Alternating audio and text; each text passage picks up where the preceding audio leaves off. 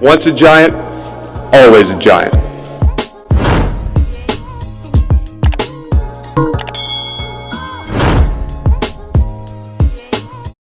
Welcome back to All Day Giants. Today we are here with oh man, I can't explain how I feel, guys. I'm in disbelief. Today we're gonna be talking about the Kenny Golladay signing specifically.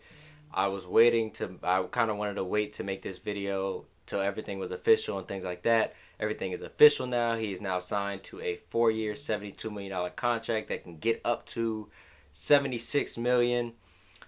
But the guaranteed money is $40 million. How do we do this? I don't know. That's not my spot to understand. But Gettleman got it done. I'm also going to be coming out with a different video discussing the other free agent signings that we had, ranging from Leonard Williams, Booker, guys like that. I also want to I kind of want to wait to see what happens with the whole Adoree Jackson situation.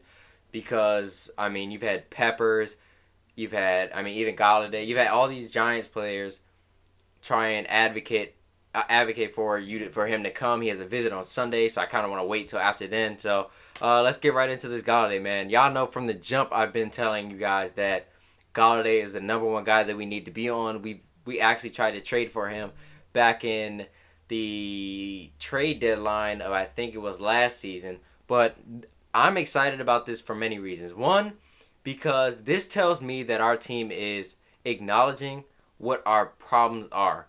We were the 31st ranked offense.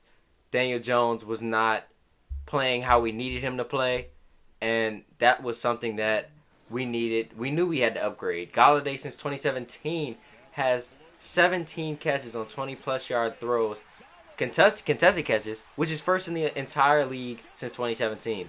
That's when he was drafted. This guy is known for his go up and get it ability. That's what he's there for. Every Giants fan has been trying to get this man to come to New York since the second we heard he had a visit. In my opinion, it was a win-win situation.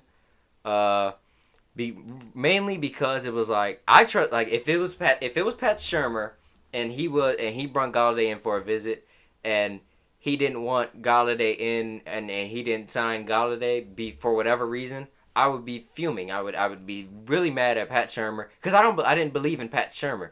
If Joe Judge, I believe in. Anything this man says out of his mouth, I believe in. I stand behind. If he would have said we didn't sign Kenny Golladay because we didn't believe he was a culture fit, then I would have been like, okay, he wasn't a culture fit. That's why he's not on the team. That's why we didn't sign him. But in the case, we did sign him, so that's a good thing. So now Jones is wide receiver 1. But my point was that in the future, Gettleman understands, and this is something that he had a really good free agency last year, and I'll go to say he had a really good one this year. He noticed that wide receiver was a main problem. He addressed it. Now, I'm gonna go and talk about a draft. Now, you know I've been a big Jalen Waddle advocate for the 11th pick, and even now, we signed John Ross. So, in my opinion, John Ross isn't at best he'll be a wide receiver 3. But we also have Darius Slayton and Sterling Shepard, and now we have Kenny Golladay. So right now we have 4 receivers, and then we have Kyle Rudolph and Evan Ingram. So it's like, where do you go in the draft now? Because Kenny Golladay just had that much of an effect, to where now we went from 100% Kyle Pitts and Jalen Waddle to now it's like, okay, the Giants got a backup tight end. If we don't trade Ingram, we've got Rudolph, and then we got a receiver in Golladay. So now where do you go? And even now, there's talks about picking up Adoree Jackson. If we do that, we secure a cornerback 2 spot aside from Bradbury, and then it's like, okay, where do you go? We'd be sitting in a really nice place, in my opinion, but there is one thing that would just put everything together. O-line, Rashawn Slater. Now, I do believe there are places that we need to fix. I do believe, like edge, we did sign some lower end guys, but those aren't dominant guys that are there. Now, second middle linebacker, Tay Crowder was nice. Or let me say Tay Crawford. Most of you Giants fans will understand that reference from Gettleman's press conference. But backup linebacker, and then you've got our safety and our secondary would be elite if we bring in Adoree Jackson. So then it's like, where do you go? In my opinion, if the Dolphins decide to go wide Jamar, say the Dolphins go Jamar Chase at the 3, I'll probably be the only one who says this, and I'll stand on this. Gettleman should pick up his phone and say, "I'll offer you a future third, future second. I'll offer you the 11 pick and our third of this year. Atlanta, let me get the 4th pick." Okay, then get Penny Sewell. You're locking up a generational right tackle or even left tackle and move Andrew Thomas. O-line is what we need now. And right now, I'm not saying we should be all in, but we have a really young and really great team right now that we have assembled. I think we can go into the playoffs this year, and I think we can make some noise if we were to get Penny Sewell. I think as of now, Atlanta's in a really weird spot because Atlanta just got a new quarterback. Not a new quarterback. They got a new head coach who is an offensive-minded guy who will excel Matt Ryan's game because his past few coaches have been defensive-minded. So, unless they are in full rebuild, which I highly doubt they are in the tough division that they are in, with Carolina being front runners for Watson, and then you have Brady, they don't need wide receiver. They don't really need offensive tackle. They need middle linebacker. They need defense. You know that, no, Micah Parsons isn't a 4th pick value guy. I mean, he is, but you also have to understand his background and things like that. But with that, Gettleman, they might not even be asking for a haul. They might be looking to trade back. Gettleman should be looking to trade up. Penny Sewell would be, the guy is one of the best run blockers and pass blockers this league has seen. He's basically Trent Williams, but a healthy version. He's great. He had in his first play from scrimmage with Oregon, before the year before he opted out. The first play, this dude knocked out a corner and then knocked out a linebacker just like that. He's so agile and he can move at such a great way for an offensive lineman. It's amazing. It would help this team drastically to have 2 good tackles. Will Hernandez had one of the highest grades in run blocking. And Nick Gates had a great year. We'd be missing 1 guard slot, but hopefully Lemieux would fix that, or we could end up drafting one in the 2nd round that would fill up that hole. But Penny Sewell would definitely be the key to that offensive line. I think that would help this team light years ahead of where we are now. Here's why I love Rashawn Slater. Now, a friend of mine, Jordan, the guy who runs Uncut Sports News, who I write for, go check us out. He is a lover for 2 people. Quinton Meirnes, he's from a D3 school, I believe, one of the lower end guys who just showed out during the Senior Bowl, and also Rashawn Slater. Now, Meirnes, I'm also a big fan of, but that's a later round guy, so I wouldn't be pressing it too much. But I'm focusing on round 1. And me and Jordan both love Rashawn Slater. Now, Rashawn Slater is 6'3". If anybody knows tackles aren't 6'3". They're much taller than that. Now, we're not saying he can't do the job because he did have a great game against our rival now, Chase Young, back when he played him in college. So, it's like, can the guy play tackle? Will he have to transition to guard? Nobody knows, but he's just a great athlete. Now, I wouldn't mind if we took him at 11. I firmly believe that would be a good pick at 11. I would also say, like I said, for Atlanta, but if we decided to go Micah Parsons, the only reason he wouldn't really be a decent pick for us is because of his play style. He's a freak athlete. He will be a great linebacker in this league, without a doubt. But you have to understand, we also have Blake Martinez, who is a great linebacker, without a doubt. But they just wouldn't be able to go together. So right there, it's like you can't really mess him like that. A guy I would really want us to go with in the 3rd round, or I would say even 2nd round, is Chaz Surratt. I love Chaz Surratt. I know a lot of other Giants fans who are huge advocates for Chaz Surratt. Having Chaz Surratt, he is a former quarterback. He played at UNC.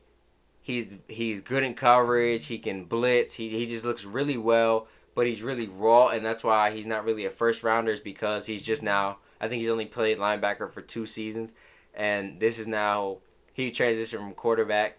But nonetheless, I do believe that signing or that this signing. Let's go jump back to Golladay. The Golladay signing has been a great thing for Daniel Jones in year 3. Daniel Jones year 3 is all this season is going to be about. I highly doubt. I mean, us Giants fans, we always want to win. You never want to lose. But without a doubt, the target is on his back. You've got Darius Slayton, Sterling Shepard. You've got the speed, John Ross. You've got Kenny Golladay. That just feels so great to say. You've got. I'm ordering his jersey just to say it. I'm ordering his jersey as soon as I get off of this and stop finish recording this. But you've got it. You've got everything you want, Jones. Look at Josh Allen. Josh Allen year 2 was solid. Showed some good signs of potential. What did they do? Okay, we've got our quarterback. Let me get Stephon Diggs. Stephon Diggs is now a top 5 receiver in the league, and Josh Allen is now a top 5 quarterback in the league. Am I saying that's going to happen? No, it's always a good thing to dream. My point is, Daniel Jones has got the weapons. He's just got to use them. One thing Josh Allen doesn't have is a top 3 running back. That's what you do have, Daniel Jones. You have Saquon Barkley, one of the greatest running backs in the league, in my opinion, the greatest running back at the moment in the league. Running backs just can't do what he does. If you try to create a running back and you put every trait in one guy, you've got Saquon Barkley. You have that. We just have to fix the O-line. It's that simple. The D-line brung 40 sacks, and that was without a true edge. Leonard Williams just got paid 3 years, $63 million, 48 guaranteed. We'll talk about that in a different video, but he got paid. So yeah, Daniel Jones. But Daniel Jones is a very, very accurate guy. Like his deep ball success is 39.5. The league average is 29.5. He's good downfield. Now, Jason Garrett doesn't like to throw the ball downfield, so that's gonna have to be fixed. Daniel Jones also is on target for 51% of his deep balls when the league average is 42. He's impressive downfield. What did you do? You got him a deep threat. Golladay goes up and gets it. He was playing with Matthew Stafford. Matthew Stafford used to sling that thing downfield, and Golladay would go get it. That's what we need. That's what we've gotten. Daniel Jones has a 132.5 passer rating on deep ball passes. That's number 1 in the NFL. Let me say that again. 132.5 deep ball passer rating he has, which is number 1 in the entire NFL. Fans, guys, keep sleeping on Jones. I'm a believer.